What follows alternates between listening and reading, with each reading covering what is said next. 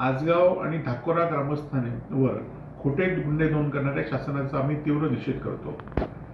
आजगाव आणि धाकोरा ग्रामस्थांनी काल एकजुटीने मायनिंगच्या सर्वेसाठी कोणताही पूर्वकल्पना न देता हा सर्वे चालू होता। त्याचबरोबर मुख्य कार्यकारी जिल्हा परिषद यांचं एक पत्र हे मायनिंगला सर्वेसाठी आलेले लोक दाखवत होते। खरं तर जिल्हा परिषद मुख्य कार्यकारी अधिकाऱ्यांचा आणि मायनिंग सर्वेचा कुठलाही विषय किंवा कुठलाही संबंध येत नाही। खरं तर जिल्हा प्रशासन जिल्ह्यातील सत्तेत असलेले लोक यांना मायनिंगला सर्वे करण्यासाठी पाठिंबा देत आहेत। आपण बघितलं असाल की या लोकांवर 50 लोकांवर खोटे गुन्हे नोंद केले आहेत। खरं तर एवढा पोलीस पाटा हे गुन्हे नोंद हे सत्तेचे लोक असल्याशिवाय हे होऊ शकत नाही, वस्तुस्थिती आहे।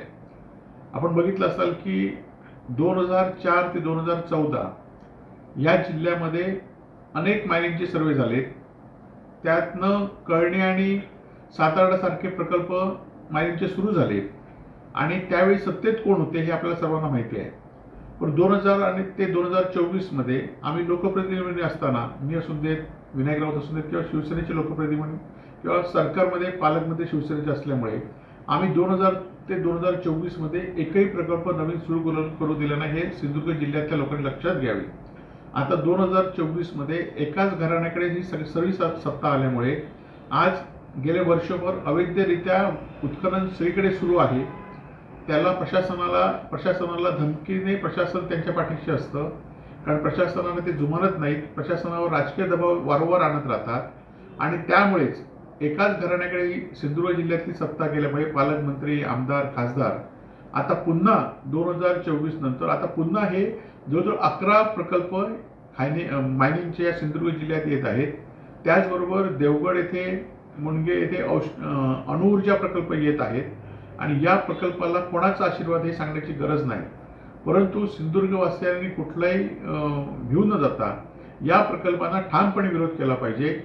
2009 मध्ये जो प्रकल्पाला विरोध झाला त्यामुळे हे काही प्रकल्प थांबले आणि प्रकल्पामुळे काय होतं हे कळण्यातल्या लोकांना विचारा।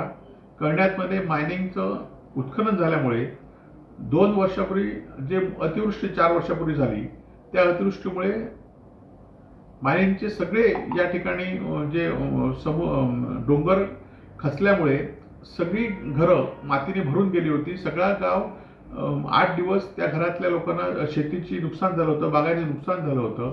त्यामुळे सिंधुदुर्गवासियांनी या मायनिंग प्रकल्पाला ठामपणे विरोध केला पाहिजे आणि विरोध करणाऱ्यांच्या पाठीशी सिंधुदुर्गवासियांनी राहिलं पाहिजे अशी आपल्याला सर्वांना विनंती आहे।